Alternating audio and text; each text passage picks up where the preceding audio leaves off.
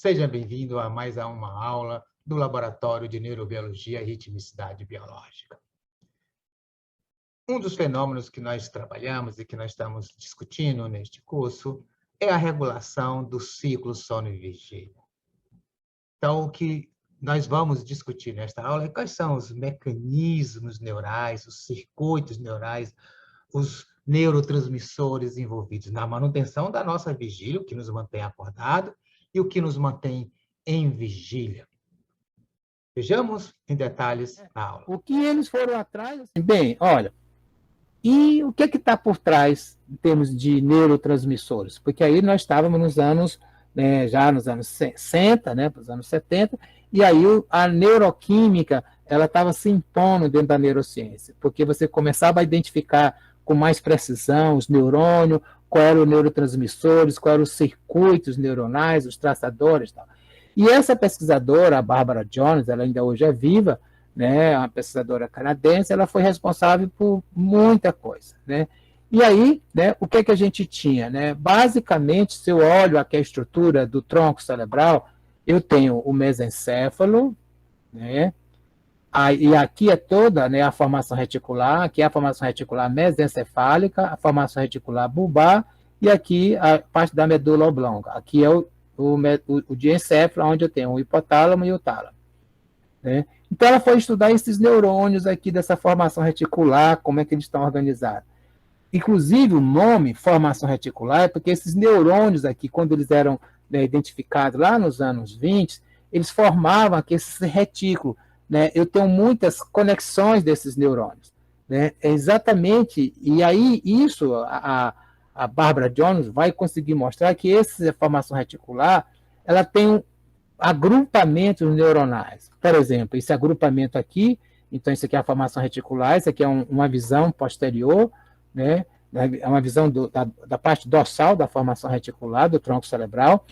Esse aqui é o núcleo pendúculo pontino, Aqui eu tenho o núcleo locus ceruleus, aqui eu tenho o núcleo parvocelular, aqui em vermelho eu tenho o núcleo oral, pontino, aqui eu tenho o núcleo pontino caudal, aqui eu tenho o núcleo gigantocelular, aqui é o núcleo ventral, então esses aqui são os núcleos da RAF, dorsal da RAF, os núcleos mediano da RAF, o núcleo magnus da RAF, etc. E aí o que ela foi estudar esses neurônios. E aí a primeira coisa que ela descobriu, então isso aqui, por isso que a gente vai falar que isso aqui é formação reticular, porque, olha, veja, eu tenho as vias ascendentes, então aqui a formação reticular, está aqui, os neurônios estão aqui. Eu tenho aqui as vias ascendentes, sensoriais, certo? Estão levando informações sensoriais. Esses axônios, eles se projetam aqui para os neurônios que estão aqui localizados. Esses neurônios que estão aqui localizados se projetam para o cerebelo, e os cerebelos se projetam para eles. Os neurônios que estão vindo lá do córtex se projetam para essa região também, para a região da formação reticular. Então, a formação reticular recebe tantas projeções superiores como projeções inferiores, ou seja, projeções aferentes como projeções eferentes. E aí ela foi estudar, identificando os grupos neuronais pelos diversos tipos de neurotransmissor. Então, o primeiro que ela foi estudar foi aqui a acetilcolina. Então, ela viu aqui que o núcleo pendúnculo pontino, aqui no mesencéfalo, que ele produz acetilcolina e usa isso como neurotransmissor. Esses neurônios, eles têm projeções que vão para o tálamo, para a área tegmental ventral, para a área do córtex entorrinal, etc. E também uma projeção bem difusa para essa região que nós chamamos prosencéfalo basal. E aqui no prosencéfalo basal a gente tem neurônios colinérgicos também, iguais a esses. Esses neurônios, então, eles são excitatórios, esses também. E esses neurônios, parte aqui do prosencéfalo basal, eles se projetam difusamente para todo o córtex, ou se projetam difusamente para essa região aqui, do hipocampo, córtex entorrinal, etc. Então, se eu estimular esses neurônios, eu ativo o tálamo, se eu ativo o tálamo, eu ativo o córtex. Se eu estimular esses neurônios, eu ativo esses neurônios e ativo também o córtex. Então, mostrando como esses neurônios são, né, ativadores. Então, uma das coisas que ele foi estudar, né, e como é a atividade neuronal destes neurônios aqui. Então, ele foi lá e colocar eletrodo aqui e estudar a atividade neuronal desses neurônios. É claro, isso aqui é registro, né, não de humano, né, eu estou colocando eletrodo lá dentro do cérebro, né, então isso é registro, né, feito, né, em roedores. Tá? Então, aqui, essa coluna aqui é o animal em vigília. Esta outra coluna é o animal em sono de ondas lentas. E essas duas aqui são o animal, né, em sono paradoxal. Sendo essa aqui a transição do sono de ondas lentas para o paradoxal e aqui, né, o sono paradoxal. Então, isso aqui, quando o animal está em vigília, aqui é atividade muscular. Então, o animal está se movimentando. Então, o que ele observa, né, é que aqui eu tenho esse registro aqui, é do músculo, aqui é da atividade elétrica, né, do eletroencefalograma, tá? E aqui é a unidade, né, lá do neurônio, né, aqui dessa região, do neurônio da acetilcolina, neurônio colinérgico. Eu pego essa atividade aqui, né, então isso aqui são os potenciais de ação, que a gente chama de spike, né, e aqui eu pego isso aqui e estou vendo como é que esses spikes ocorrem, como é que esse neurônio... Então, veja, aqui eu sei que nessa região aqui o animal está se movimentando, está explorando alguma coisa, certo? E eu vejo que ele, antes de explorar, né, porque eu tenho atividade motora, antes de explorar, o que é que eu vejo? Ó, atividade, grande atividade dos neurônios colinérgicos. Então, estaria aqui, trrr, trrr, trrr. Então, os neurônios colinérgicos, eles disparam muito potencial de ação antes do animal se movimentar. Durante o sono de ondas lentas, ó, não tem atividade do neurônio colinérgico. E o que a gente observa é que lá durante, né, o sono paradoxal, ou o sono REM, você volta a ter novamente atividade, né, dos neurônios colinérgicos. Então, estes neurônios colinérgicos, eles são ativos tanto durante a vigília, como durante, né, o sono paradoxal. Então, veja, e esses neurônios eles estão relacionados com o processo de dessincronização cortical. Então, já sugerindo que a dessincronização cortical que ocorre durante a vigília e ocorre durante o sono, pelo menos em partes, né, eu tenho, né, uma participação de um mesmo grupo de neurônios. Aí a gente, né, demonstrou também, ela mostrou que você tem as projeções, né, noradrenérgica, lá da formação reticular, que o locus coeruleus, se projeta difusamente para o córtex, e quando eu estimulo esses neurônios, você dessincroniza o córtex, né? Você tem também as projeções dopaminérgicas, aqui, lá da substância negra, né, aqui da área tegmental ventral, também elas ativam e ativam o córtex difusamente, quando você tem uma estimulação dopaminérgica, né? Também a mesma coisa com a serotonina, né, quando ativo os neurônios da serotonina, aqui dos núcleos da RAP, você tem umas projeções, uma ativação cortical bastante intensa, né? E aí, olha, veja, isso aqui tudo, né, esse tipo de neurônio, acetilcolina, né, está aqui no mesencéfalo, noradrenalina, está aqui no mesencéfalo, né, dopamina, está no mesencéfalo, serotonina, está no mesencéfalo. Então, todas essas aqui que nós chamamos, né, que estão no mesencéfalo, é que fazem parte, né, aquilo que nós chamamos do sistema ativador reticular ascendente, né, o SARA.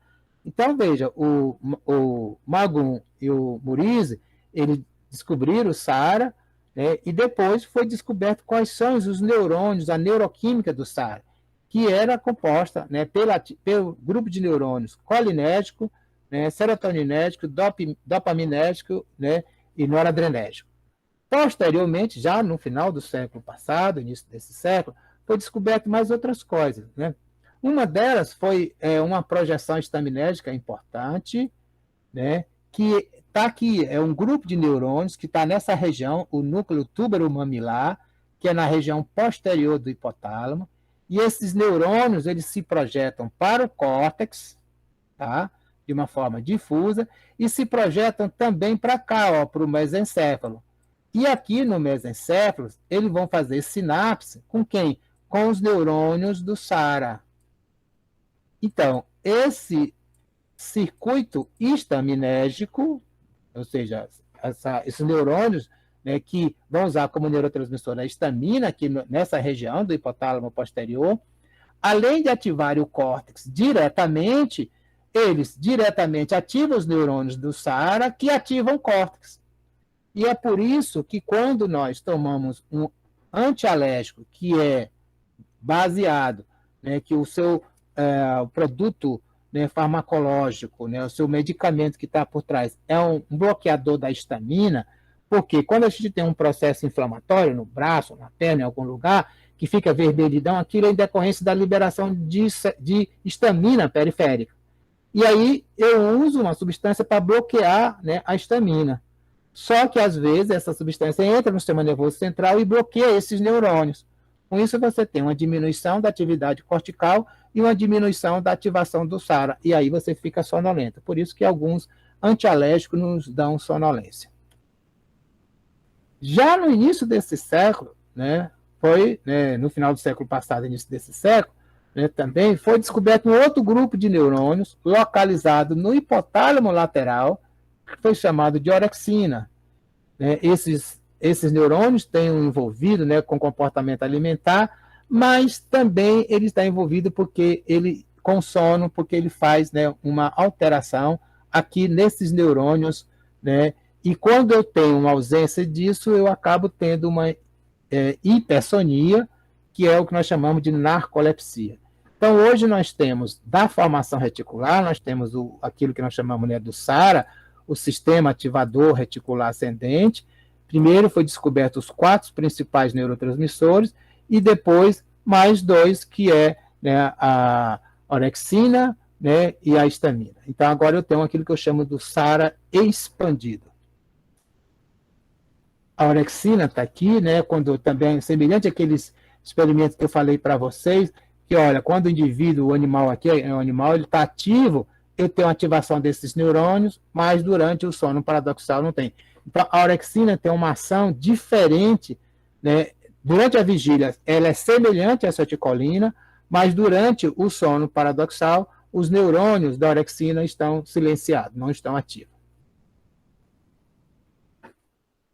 Então, a circuitaria hoje, né, da formação reticular, né, da estimulação da vigília e do sono, está relacionado, né, com a formação reticular, e aqui a gente tem a formação reticular expandida. Né? Eu tenho no mesencéfalo, né, os principais neurônios, né, dopamina, noradrenalina, serotonina, acetilcolina. No hipotálamo, né, posterior eu tenho a histamina, e no hipotálamo lateral, né, a orexina. Né? Professor, e a adenosina, aqueles receptores de adenosina A1, como é que é? Eles chegaram, como é que influenciam aí, por favor? Tá, então nós vamos já, né, falar deles, né? Porque aqui nós estamos falando dos sistemas que, por enquanto, aqui eles estão induzindo a vigília. Certo? Até agora nós não falamos nada que induz o sono. Nós vimos que a acetilcolina está ativada, né, durante, né, o processo. Mas o que ocorre? Né? Então, vamos ver como é que esse fenômeno ocorre, né, no todo. A outra coisa também que eu queria chamar a atenção, eu vou falar na adenosina um pouco mais na frente, tá? Já vou responder a sua pergunta. Então, veja, e durante o sono REM, por que é que você tem atonia muscular? Então, na verdade, eu tenho um grupo de neurônios que estão localizados aqui, né, que é aqui nesse núcleo, né, superolateral dorsal, né? Esses neurônios, eles vão dessincronizar o córtex, mas também eles vão promover o quê? Uma hiperpolarização do motoneurônio. Se ele faz uma hiperpolarização do motoneurônio, ele faz uma atonia muscular. Né? Então, na verdade, eu tenho uma dessincronização cortical durante o sono REM e uma atonia muscular. Eu tenho os dois efeitos. Né? Então, vocês provavelmente já tiveram uma condição da seguinte forma. Olha, eu estou com sono, estou assistindo uma televisão, eu estou assistindo uma aula, de vez em quando o meu pescoço cai. Por que aquele pescoço cai? Por que a cabeça cai? Né? Aquilo ali você estava, né, com sono, e você entrou em sono e teve uma pequena atonia muscular. Às vezes você está numa cadeira, né, numa sala de aula, e tem a sensação que quase cai da cadeira. Né? E você olha para um lado e para o outro e ninguém, né, percebeu nada. Na verdade, você teve uma atonia muscular, você teve um início de sono REM que durou poucos, né, milissegundos. E aí aquela atonia muscular. Então, toda vez que a gente tem atonia muscular, significa que eu não tenho atividade muscular. E quando é que a gente tem uma atonia muscular? é quando a gente cai, porque principalmente nós temos um conjunto de neurônios que controla a musculatura antigravitária. Essa musculatura não relaxa nunca, a não ser durante o sono REM. Mas quando eu estou caindo, né, a musculatura, né, eu estou em aceleração da gravidade, não vai ter gravidade, né? Então, o que é que ocorre? Né? Eu não vai ter atividade gravitária. Então, o cérebro sempre interpreta que quando eu tenho uma atonia muscular, é que eu estou caindo. Então, às vezes, né, a gente acorda assustado, como se tivesse caído em cima da cama.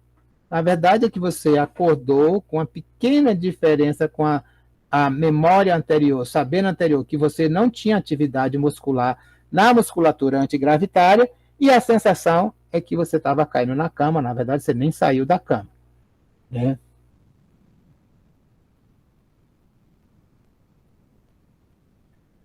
Exatamente, o cérebro ele não vai relaxar nunca, nem durante o sono REM, nem durante o sono de ondas lentas. Né? Algumas áreas ficam mais sincronizadas. Então, tem uma outra coisa importante. Né? Então, veja, aqui eu teria como se fosse esse meu neurônio, que ele vai ativar o córtex e vai desincronizar, certo? E ele vai chegar aqui, ativar esse neurônio, que vai inibir o meu motoneurônio, produzindo uma atonia muscular. Então, é isso que ocorre durante o sono REM. Então, isso aqui é um controle motor.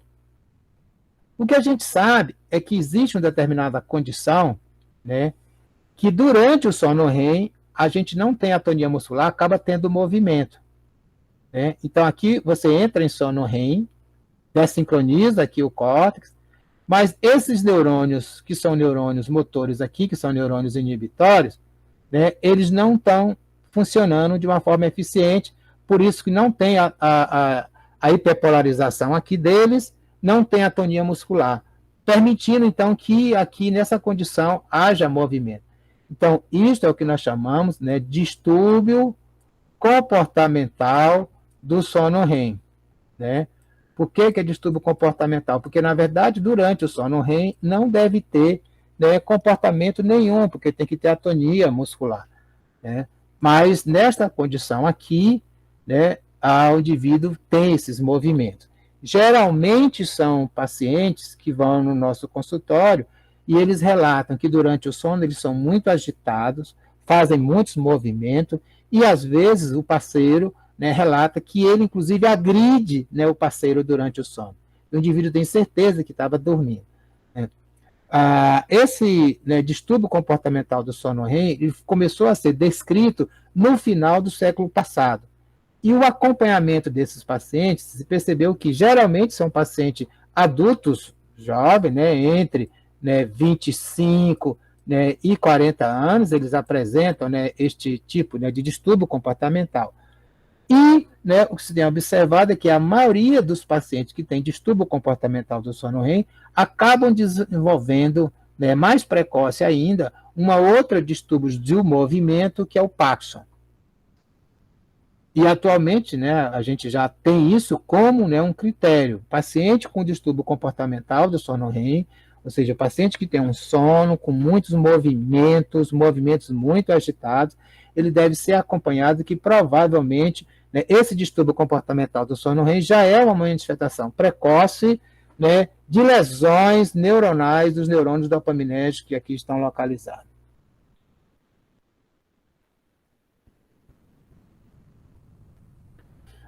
Aí, né, hoje, né, quando a gente fala da circuitaria neuronal, né, que regula o sono REM, né, está num artigo bastante interessante aqui do Journal of Physiology, né, que isso aqui é um sumário. Né? O que eu quero chamar a atenção de vocês, né, desse...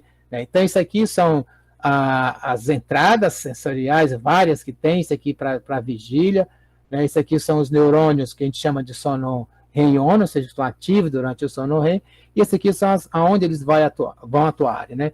Então, veja, isso aqui tudo, né, é uma complexidade. Por isso que um dos grandes problemas na medicina do sono, né, que antes se acreditava que isso seria possível, que era descobrir, né, um remédio que induzisse o sono. Na verdade, a gente nunca descobriu e nem vai conseguir ter um remédio específico. O que a gente tem uma infinidade muito grande de neurotransmissores envolvidos, tanto neurotransmissores inibitórios como neurotransmissores excitatórios.